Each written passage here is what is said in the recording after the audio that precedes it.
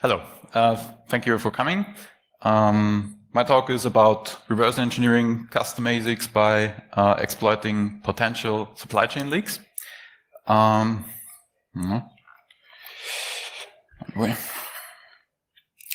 So, who am I? My name is Thomas. I'm working for Seconsult in Vienna. It's my employer since 2015. And yeah, we have offices around the world and are quite present all over Europe. Short outline, what I'm talking about today. I want to give you an introduction. So what is an ASIC? What are embedded systems which are built around this, application-specific integrated circuits? Also the dangers of supply chains, how you can lose some intellectual property, and what are the points which are critical. How to do reverse engineering without having a scanning electron microscope or a focused ion beam station, because I guess most of you don't have access to such devices. Pretty expensive. And yeah, some demo, some live debugging, some printing out of a device which has an application-specific integrated circuit, which is completely undocumented and where you don't get any documentation on the internet or get any clue from the vendor because it's not labeled with any vendor. And yeah, a small fun fact at the end of the presentation. So what is an ASIC? Who cares and where it is used? So ASICs are basically every chips which are in your mobile phone, which are in your laptop, PC, in your IP camera, and so on. It's just the abbreviation of application-specific integrated circuit, and it can come in every shape. So it can be a system on chip, it can be a single CPU, it can be a dynamic RAM, it can be a NAND memory, and so on. Everywhere where you have logic inside. And yeah, vendors around the world, there are numerous, produce ASICs and use them for different applications. So for radio frequency, for custom instruction sets, and so on. So there are many types of ASICs around the world. And yeah, where it is used. When you just look in your pocket, you have your mobile phone, and there are the ASICs inside. And many of them are commercial off-the-shelf ASICs, so where you get documentation when you just Google the label, which is printed on the package. But there are also some chips without any documentation, so where you don't find anything on the internet about it. It gets hard when it's a complete custom solution. So when it's, for example, a system on chip which is produced by some third-party vendor for one vendor who wants to produce a custom system on chip. And yeah, most of the time there is not even a label printed on it.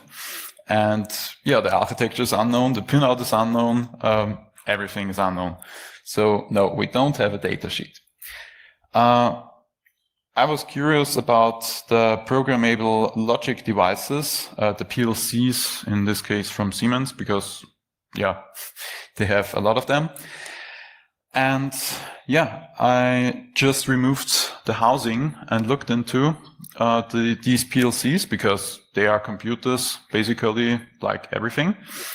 And they have custom system-on-chip solutions inside their PLCs, which are completely unknown. So you don't find a data sheet when you search for both of them. So yeah, that was the challenge. Can I identify some debug port or anything else?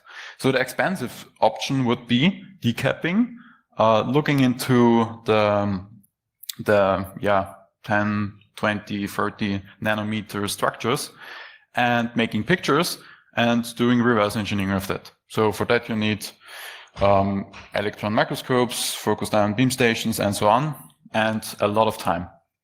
So no, I don't have a lot of money and a lot of time, so I used the cheap option, just buying a lot of PCPs, which you can find on the internet, which have these the same system on chips, which are on the PLCs, and start to reverse engineer, because you can buy a lot of PLCs, but it's expensive too, $260, something like that.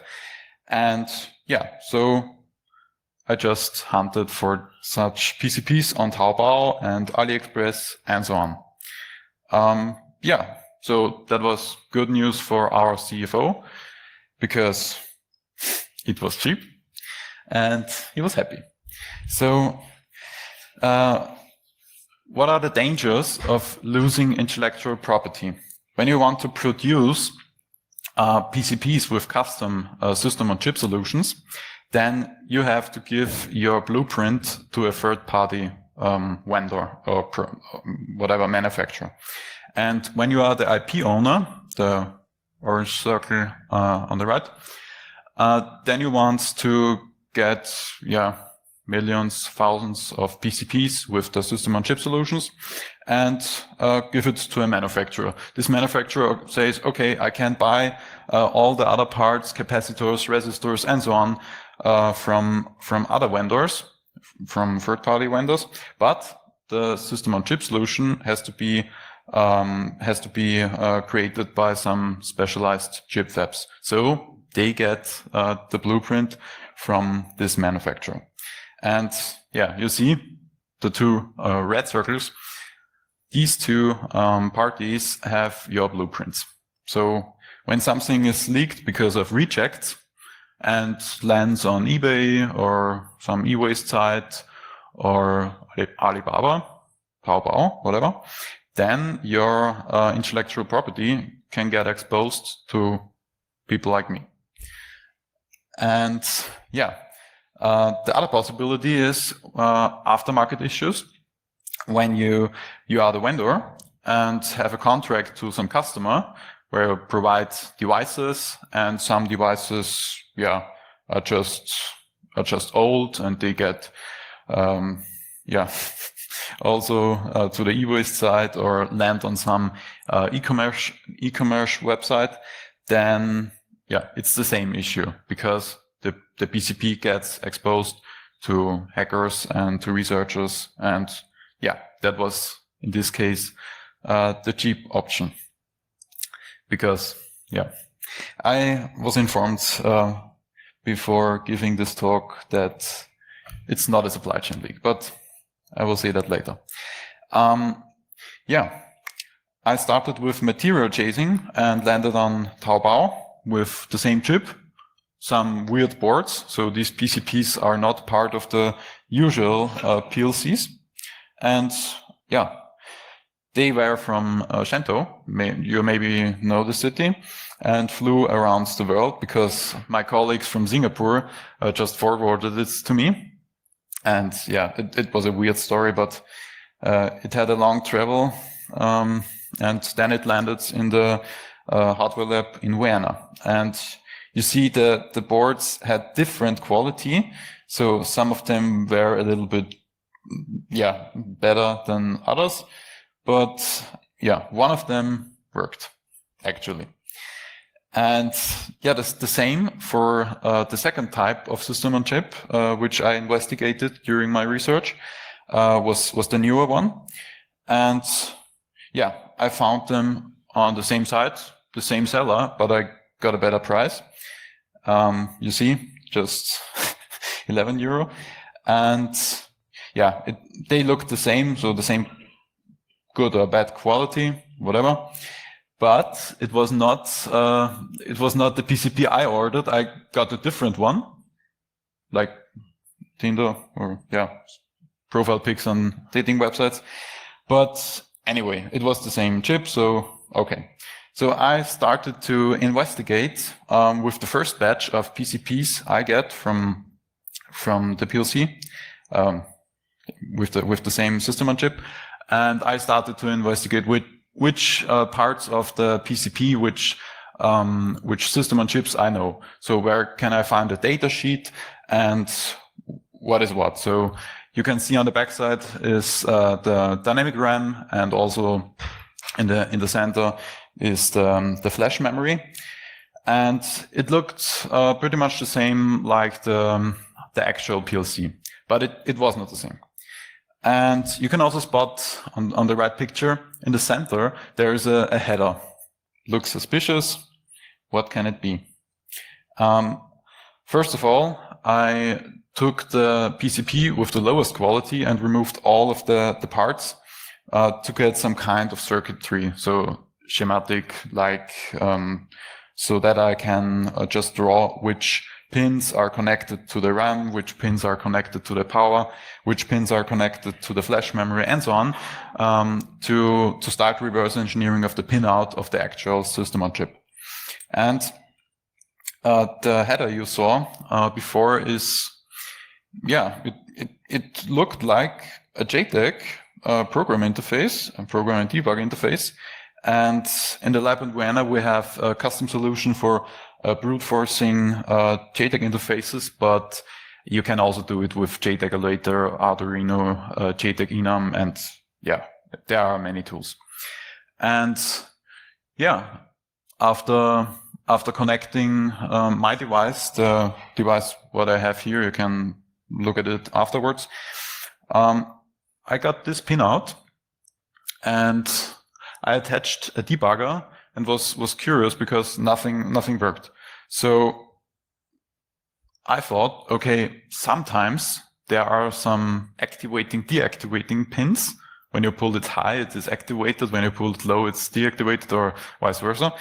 And there was some small resistor, which was next to the pins of the debug interface, and I just tried it out, and it worked. So I got access to the debug interface and had all the options which are the same like the options from a developer, and yeah, that was great. But yeah, it was a little bit hard to figure that out.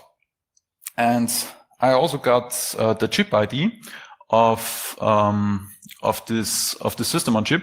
And when you look on the internet, it does not exist. But anyway, it's a complete custom solution. And I have also a small figure where I can see which part of the chip ID means what. So what is the part number, what is the vendor code, and so on. And the last bit is always 1. So when you get a chip ID which has a 0 as last bit, then it's maybe not right. So yeah, there are also some other interesting things, because when you brute force the JTAG interface, you does not get the reset, the system reset, just the reset of the state machine of JTAG. And yeah, I was thinking about how can I figure that out. So that's really hard, because it can be anything.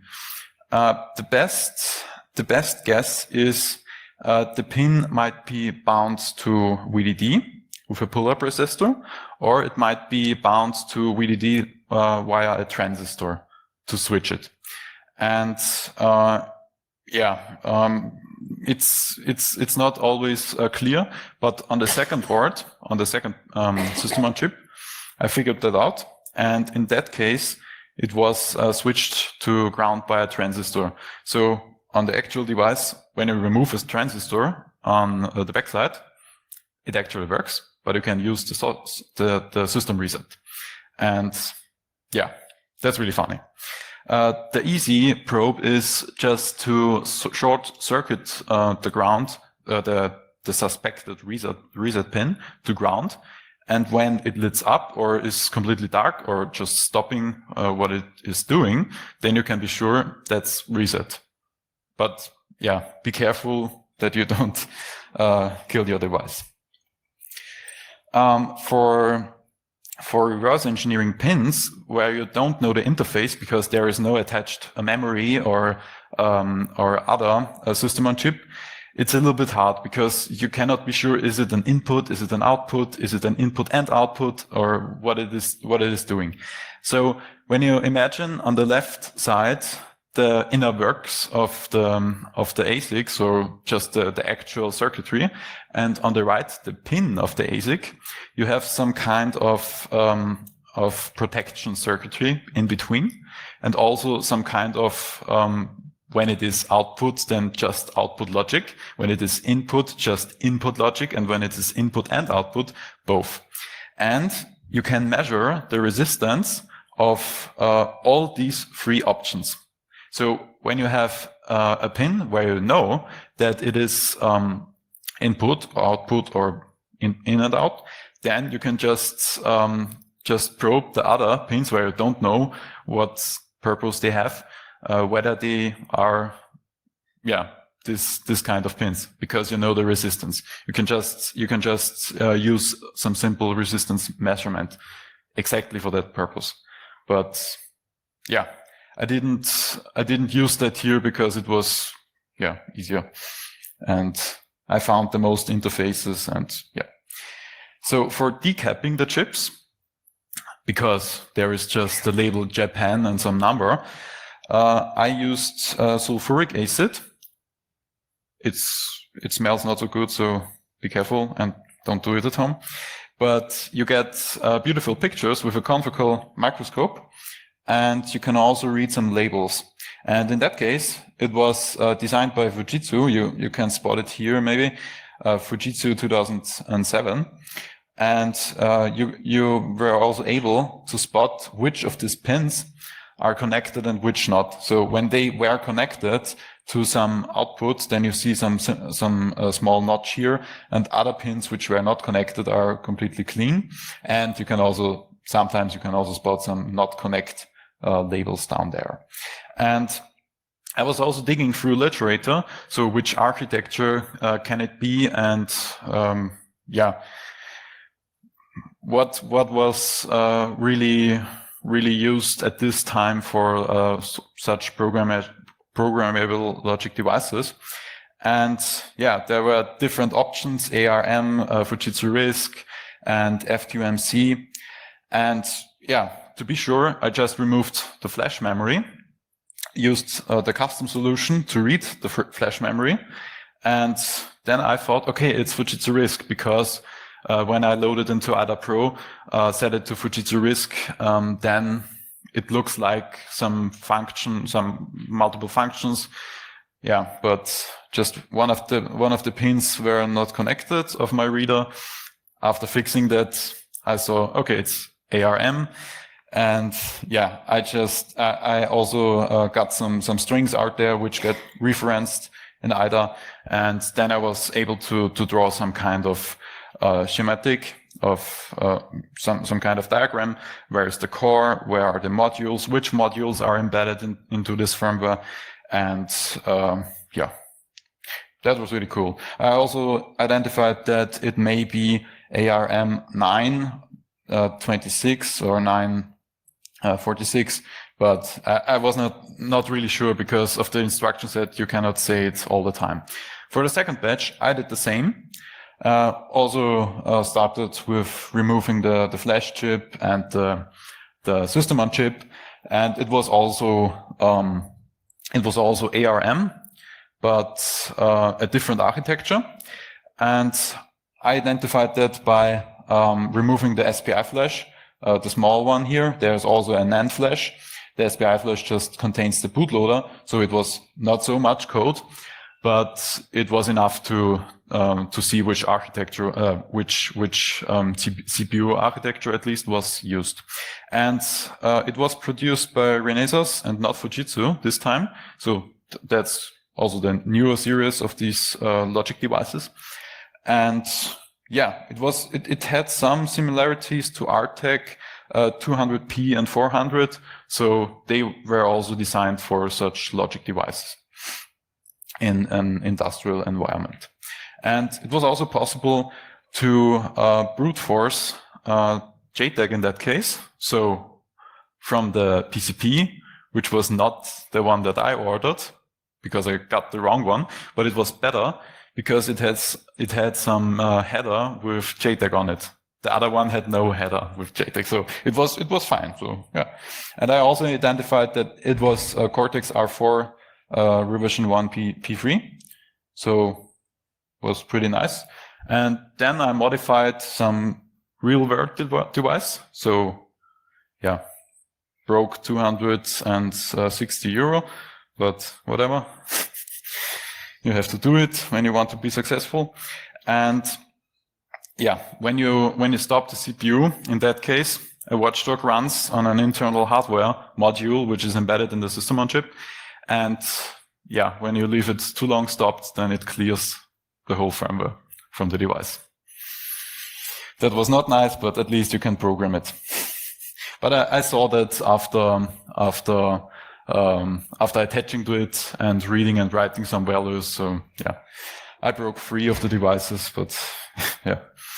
I have a small demo where I have brought some PLC, one of the boards that I used in the hardware lab in Vienna, and a programmer. And basically, it's just the programmer which is connected to the modified device. And yeah, the super fancy hardware is just doing UART USB. That's it. The UART interface of the PLC was, I think it was, you can find it in a paper of a researcher from the WU Amsterdam. So yeah, in the same city. And yeah, I just used it, and I got the memory address, the memory mapped IO address for the UART from a colleague, from Dr. Ali Abazi. He provided the UART address to me because he did a lot of research by removing this bootloader I mentioned before, injecting code and yeah, soldering it back and all this stuff. So he pulled off the whole firmware and got the whole memory map. So yeah, he helped me a little bit. Okay, let's hope that it works. So I have written a small assembler program, and this terminal is just a UART USB connection to the PLC. And I hope when I type make program, yeah, then it outputs Hexpo 2019 and carriage return 9 feet auto. And yeah, that's coming out of the PLC. So I don't have to remove the flash memory chip, reprogram it, solder it back. I can just use JTAG on this system on chip where I don't have any documentation. Yeah, and you can also use the live debugger. So I will restart it. JLink. That's just a software environment for this hardware debugger. And by typing connect, and you type it in the right way, you can just attach to this processor. You see Cortex R4, and I have also connected the software, the system reset, and you can just type R0, and then it stops running. So there is no output coming out. Then you can just set it to default, reprogram it, and it works. So yeah. A fun fact was we had some telephone call, some corresponding with Siemens, and they told us, yeah, it's not a supply chain leak, it's just an aftermarket issue.